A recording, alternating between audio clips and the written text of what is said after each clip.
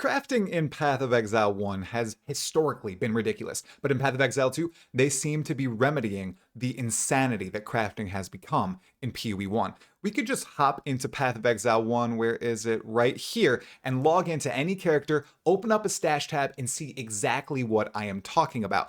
But we are not going to log in today. Instead, we are going to talk about Path of Exile 2 and all the crafting changes that have been confirmed, including what exactly are happening to all the various orbs we have in PoE 1 and are indeed transferring to Path of Exile 2. We also know bits and pieces about the crafting bench, essences, and other crafting methods as well, and whether or not they will be in Path of Exile 2. So that's going to be today's video. If you like Path of Exile 2 content and you want to see me grow my channel in the coming months, make sure to like the video, subscribe to the channel, and hit that sub notification bell. I appreciate it greatly, and I'm on the journey to 25,000 subs by the end of the year. I think that I can hit it. We're in a good momentum phase right now, but nothing is certain. Okay, with all that stalling out of the way, let's get into the actual meat and potatoes of crafting in Path of Exile 2. Before we talk about which exact orbs will be in Path of Exile 2, we need to lay out which orbs are confirmed to be gone in this sequel to PoE 1. The following orbs are removed: Orbs of Scouring, Orbs of Alteration, Jeweler's Orbs, Chromatic Orbs, Orbs of Fusing, and Orbs of Regret. Now, each of these orbs are being removed for a very specific purpose, and before we actually get into the orbs that are in the game, I want to explain why each of them are gone. But not in full, because that is for later in the video when we talk about how crafting will fundamentally be different in Path of Exile 2. And for people who aren't aware of what each of these orbs did in the past, I'm going to explain just that. Orbs of Scouring in Path of Exile 1 allow you to turn a magic or rare item into a white item again, essentially resetting the crafting process. In Path of Exile 2, Orbs of Scouring are gone. This essentially is going to ensure that white items are actually valuable. New bases are valuable because it's going to be much harder to get down to that tier of base. Additionally, this is going to change the way mapping works in Path of Exile 2 if the mapping system is at all reminiscent of the way it is in Path of Exile 1. Because right now, if you get a difficult map modifier in PoE 1, you can always just scour the map with ease and you don't have to spend any other valuable currency. Well, in Path of Exile 2, Orbs of Scouring are dead and gone, so that will change everything. Orbs of Alteration are also being removed, and in Path of Exile 1, Orbs of Alteration allowed you to re-roll the modifiers on a magic item. They could give you one mod on that item, or they could give you two mods on that item. This would lead to many people spending hundreds, thousands, tens of thousands. I'm not even joking. I've spent tens of thousands of Orbs of Alteration on items trying to get the perfect two modifiers. You sit there, you click your mouse button over and over and over, trying to get the perfect mods. Well, in Path of Exile 2, that is gone. That will no longer be happening. Hopefully, crafting is going to be not more deterministic, but more thorough, more intuitive, and not require people to sit there spending dozens of hours in their hideout spamming alteration orbs to get that perfect ideal base.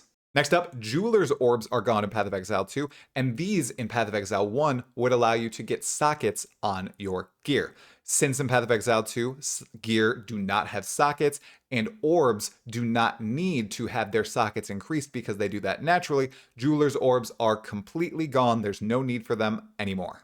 Building on that fact, chromatic orbs are also gone in Path of Exile 2 because gems no longer have colors. The sockets don't have colors, so we don't need chromatic orbs to constantly be re-rolling them. Originally, they were going to have gems with colors and sockets with colors, and chromatic orbs were going to deterministically allow you to change your socket colors, but they decided, hey, we can just have skill and support gems have attribute requirements, and that's more than enough. We don't need this arbitrary color. Let's remove it, see how it feels. They did so, it felt great, so it's gone for the game, and chromatic orbs are also gone. And then Orb of Regrets are removed in PoE 2 because now you respec your character with gold, which is found from killing monsters, selling items to vendors, and so on and so forth.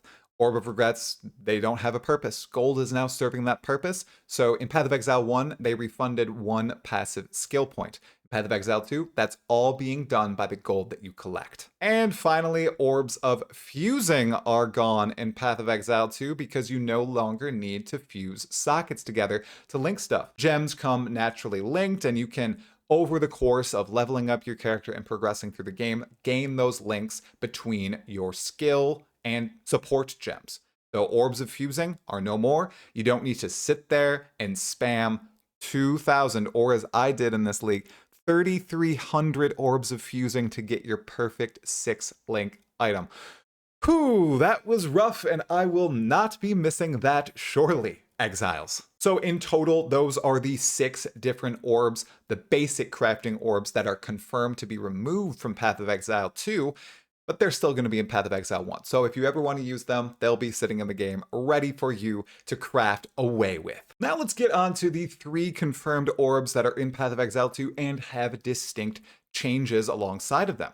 And those 3 orbs are the Orb of Alchemy, the Orb of Transmutation, and the Chaos Orb, one of the most iconic orbs in the world of Path of Exile.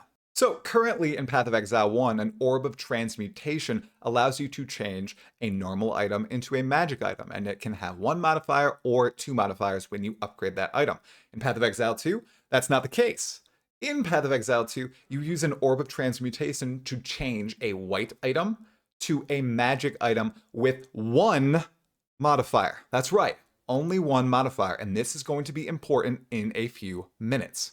Then we get to the Orb of Alchemy, which in Path of Exile 1 could change a white item into a rare item, and it could have 3 modifiers, 4, 5, or 6 modifiers on it.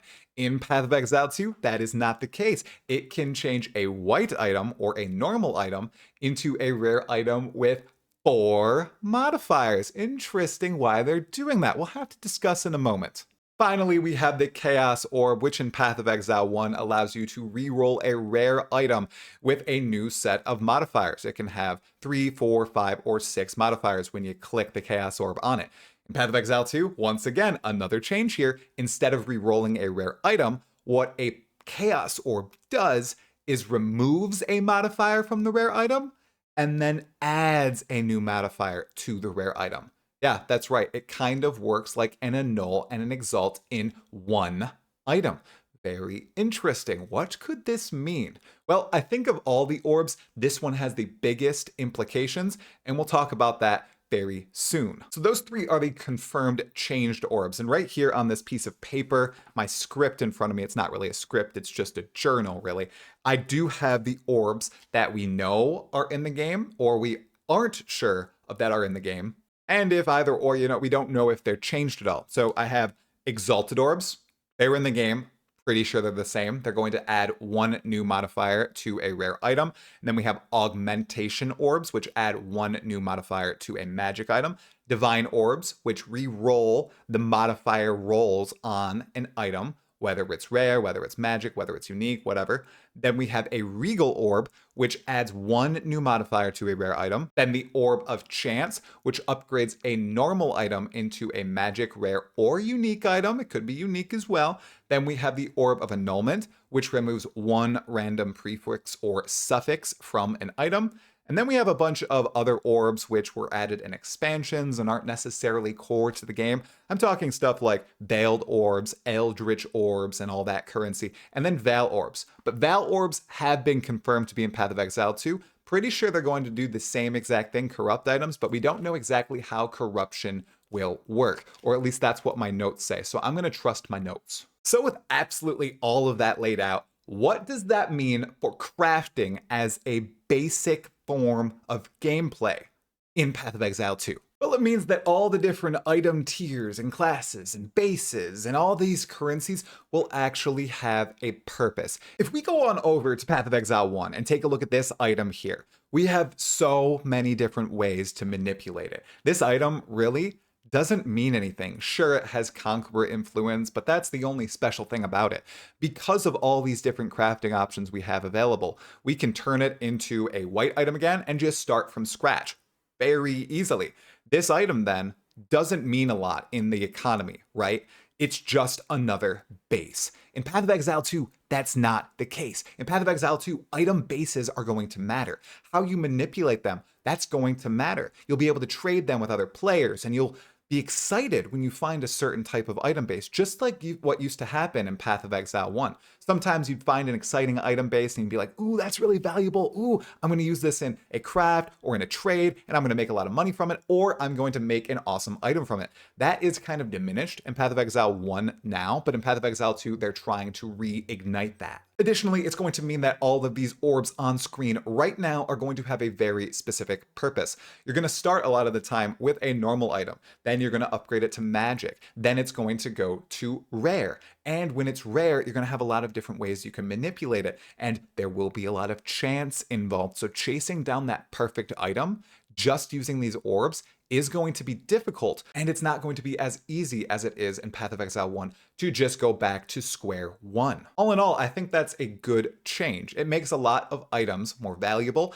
and it gives players a lot of excitement when they see certain item types or bases dropping in the game. And when there will be fewer items on the ground, right, you'll care more about those white items that drop, those magic items that drop if they have certain modifiers on them, if they have certain bases, and as we all know, now items go up to tier 5, and the higher tier they are, the more valuable mods you will find on them, and the higher those modifier tiers will be. That's exciting, and that's the way that they are really honing in on exciting loot and crafting in Path of Exile 2, right? Or is there more? Because, well, there's actually some more. So that's orb crafting in Path of Exile 2, as we know right now. There are potentially some other confirmed and unconfirmed crafting methods in this sequel to Path of Exile 1 that I would like to talk about with you all right now. As far as I know, there's only one confirmed extra type of crafting in Path of Exile 2 as of now, and that is bench crafting, okay?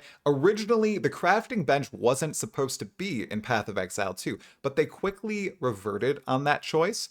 And while it is supposedly going to look different than it is in Path of Exile 1 and help encourage players to craft more and more, it is going to be in Path of Exile 2. And I am very glad about that. It is the simplest form of crafting, but given what Jonathan Rogers has said about it, I do think it will be a little bit more involved, but intuitive. So that's the key thing here. As long as there's proper tutorialization around it, it's fine if it's not as simple as see crafting bench, open crafting bench, see list of options, see their cost, click option, add it to item. If it's a bit more involved than that, I'm totally fine with that. And that's great because it will help lead new players into these more complex crafting types, which might just be in PoE 2. Now, I have the list of them all right here, once again, in my handy dandy script booklet, which I don't know why I keep showing it off. I just feel like showing it off in this video.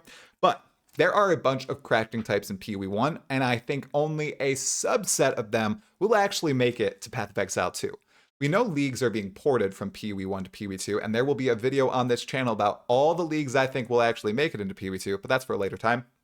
Today, I'd just like to list off and talk a little bit about which crafting methods will likely make it into PoE 2. But let's start with the ones that I don't think will make it into Path of Exile 2, okay? Number 1, Harvest. There's no way Harvest is making it into PoE 2, at least not even close to its current form, and I'd make an argument that it's just not going to appear at all. Now, I hope those monsters do make it back, at least in that same aesthetic, right? I love the glowy aesthetic with the blue, the purple, and the yellow. It's so beautiful. They're my favorite monsters in all of Path of Exile 1, but that type of crafting, no way it makes it into PoE 2. Jonathan Rogers has talked about his disdain for it, and I don't think that form will make it into PoE 2. However, I do think it's possible for something adjacent to it to make it, and that's Necropolis crafting. Not exactly as it is now, but I do think they put that in the game kind of as a test for what they might be thinking about for a crafting system in PoE 2. Anyways, that's not even a core crafting system. Harvest, don't think it's going to make it into the game. I also don't think Eldritch Orbs or Awakening Orbs or Eldritch Currency is going to make it into Path of Exile 2 either. I think that would be for a later expansion. I do think that Influence will make it into PoE 2 at launch, maybe with 1 or 2 Influence types. Those are awesome chase items, or they used to be. Now, maybe not so much, but they used to be amazing chase items, and I really hope that they make it into Path of Exile 2. I think those are the only 2 or 3 forms that won't make it into Path of Exile 2 at launch. However, by the time we launch, by the time we go into 1.0 after that early access period, which should last between 6 months to a year, starting in November or December this year, I do think we'll have essences. I do think we'll have fossils. I know Jonathan is a huge fan of Delve and knows it's going to be in PoE 2, but you can't have Delve without fossil crafting. And then I think we'll have Bestiary. Gotta have Einhar. Einhar was shown in that first trailer, and while we haven't seen him since, I do think Einhar will be back for Path of Exile 2, and I think some form of beast crafting will be in the game. And then finally, vendor recipes. I don't think they're confirmed for Path of Exile 2, but they most definitely have to make it into the game. They're one of the most iconic parts of Path of Exile 1, especially early Path of Exile 1, so they should be in PoE 2. Now, a little bit about all these together, everyone. While I'm saying I think some of them will be ported, like Bestiary, like Fossils, I don't think that means they will be ported as exactly as they are now in PoE 1. We know that they're making drastic shifts to a lot of different systems and to leagues from going from PoE 1 to PoE 2, and I think that will be the case with all these crafting systems. So I'm curious, for those of you who have actively participated in crafting with any of these systems, how do you think they'll be changed when they go from PoE 1 to PoE 2? I'd love to hear your thoughts in the comments below. Yeah, so crafting is definitely going to be changed massively when we go into PoE 2, but we don't know exactly how yet except those orb changes and a little bit about the bench crafting that has been confirmed. I'm looking forward to hearing lots more about crafting in Path of Exile 2 in these upcoming few months. We know the next Path of Exile 2 announcement, it's going to be in mid-July. Maybe it'll be sooner, but the next confirmed announcement will be in mid-July during GGG Live. And if you'd like to see everything related to Path of Exile 2, I mean every interview, every bit of piece of news, hopefully every event if I'm invited again, I need you to subscribe to this channel, like the video to spread it to more exiles and people who could potentially become exiles, and make sure you watch this video right here, which talks about the 7 largest changes to Path of Exile 2 between March of this year and June of this year. It's a good one, and a lot of people don't know these massive changes that were made. Anyways, that's all for this video. Talakura, exiles.